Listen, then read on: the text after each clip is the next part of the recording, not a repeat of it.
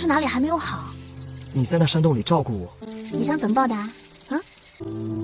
弟子知错，请师父责罚。妖孽三昧妖狐，定然大有所为。若能收执，俺们佛门弟子不许看下。哼，魔道妖人就不是人了。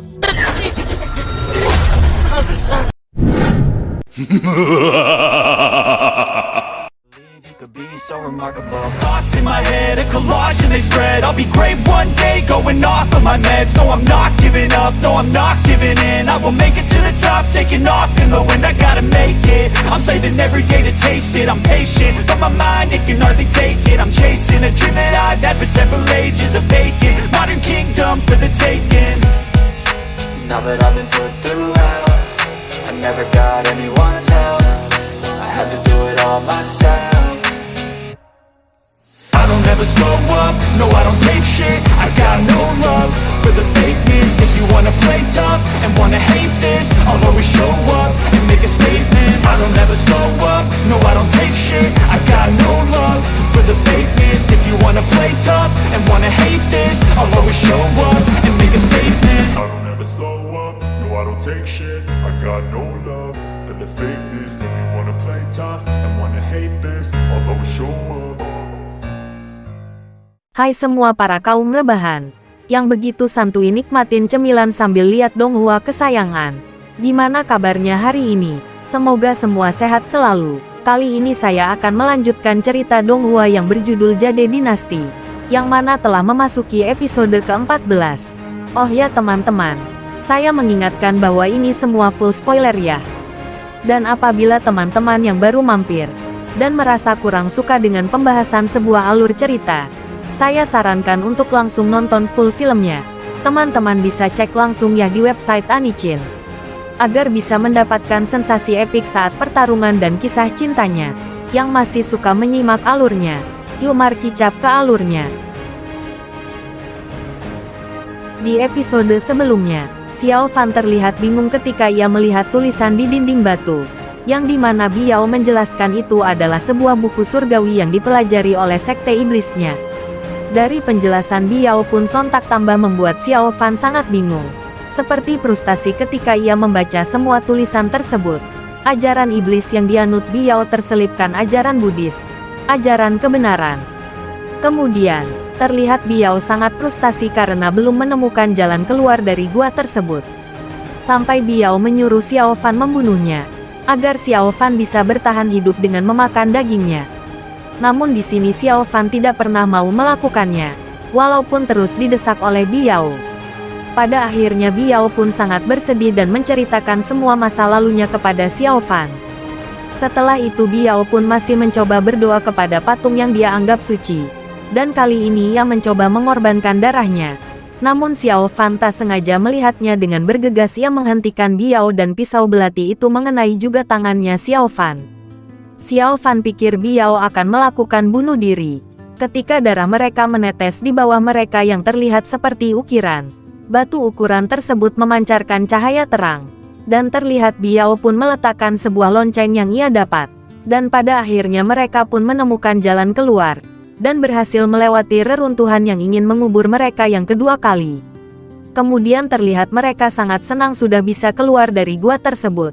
Mereka pun terlihat sedang memasak hasil buruan mereka untuk disantap karena beberapa hari mereka belum makan. Di sini terlihat Biao seakan sudah memendam rasa kepada Xiao Fan. Selama di gua ia pun selalu terbayang atas kebaikan Xiao Fan. Dan film pun berlanjut. Terlihat keesokan harinya, Biao telah bangun dari tidurnya. Namun ia tidak menemukan Xiao Fan. Ia pun bergegas mencarinya dan Biao pun menemukan Xiao Fan sedang duduk termenung. Lalu Biao pun menghampiri Xiao Fan. Ia pun menanyakan Xiao Fan kenapa ia termenung duduk sendiri. Xiao Fan pun menjelaskan ketika mereka di dalam gua.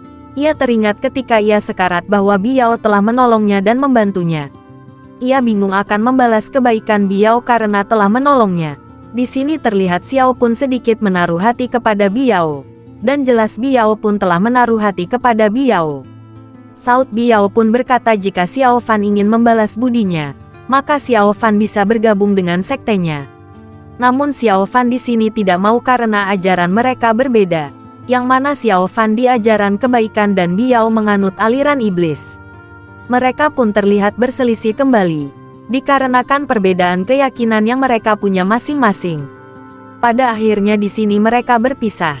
Terlihat Biao sedikit kesal namun ia membiarkan Xiao Fan pergi.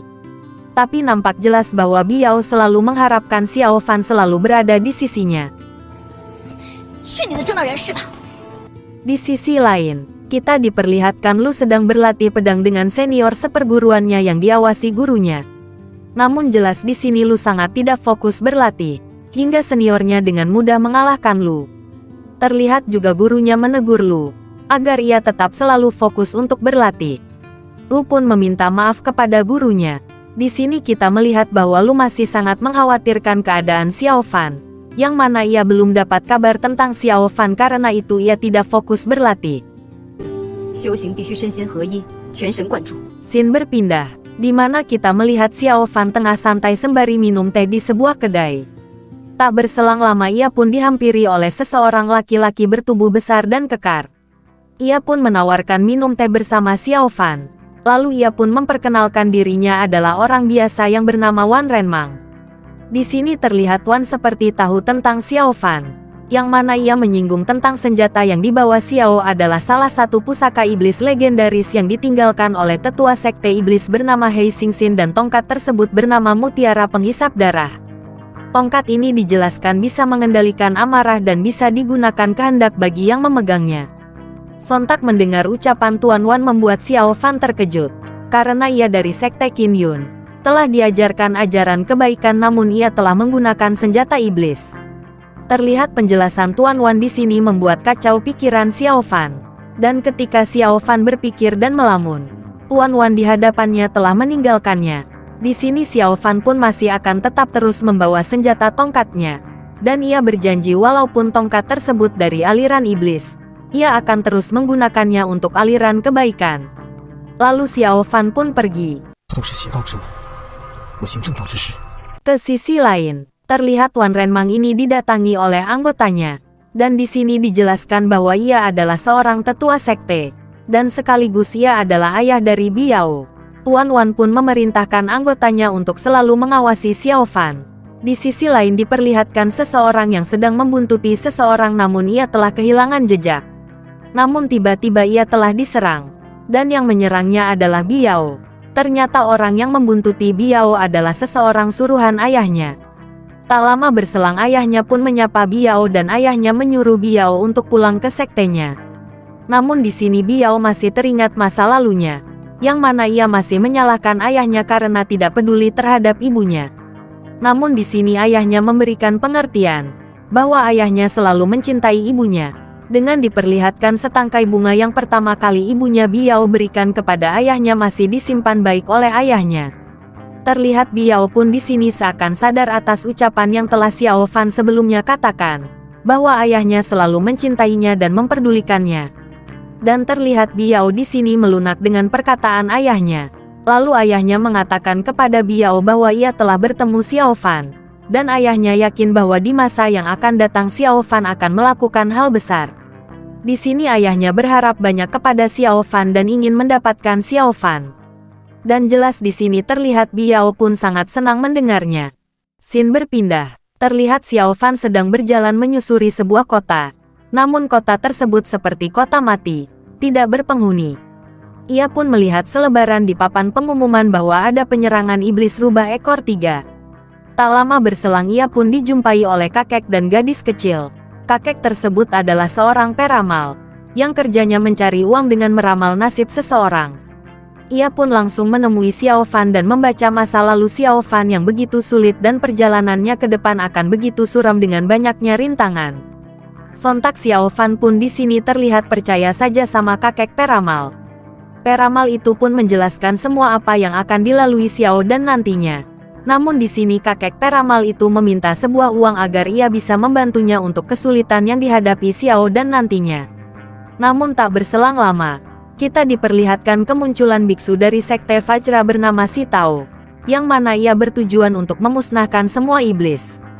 Sempat kakek peramal pun mendekati sang biksu dan berkata ramalan terhadap biksu, namun biksu tersebut membantah dan tak percaya akan ramalannya. Biksu tersebut pun melihat Xiao Dan mempertanyakan Xiao Fan. Lalu Xiao Fan pun memperkenalkan bahwa ia dari Sekte Qingyun. Sontak biksu tersebut pun menawarkan kepada Xiao Fan untuk mengajaknya jalan bersama untuk menumpas semua iblis. Xiao Fan pun di sini menyetujui ajakan biksu tersebut. Sebelum mereka pergi, kakek peramal pun menghampiri mereka kembali. Belum sempat bicara kakek peramal, perkataannya dibantah oleh biksu bahwa kakek tersebut adalah penipu. Namun Xiao Fan pun di sini tetap menghargai kakek peramal tersebut dengan berpamitan kepada kakek tersebut. Biksu Xiao dan Xiao Fan pun pergi bersama untuk mencari iblis dan menumpasnya. Film pun bersambung. Oke deh, episode kali ini sampai di sini dulu ya. Semoga teman-teman bisa menikmatinya. Dan jangan lupa jika teman-teman suka dengan alur Donghua 1 ini, diharapkan agar bisa pencet tombol merah dan loncengnya ya agar tidak ketinggalan episode berikutnya. Akhir kata saya ucapkan terima kasih banyak kepada semuanya. Sampai ketemu di episode berikutnya. Bye-bye.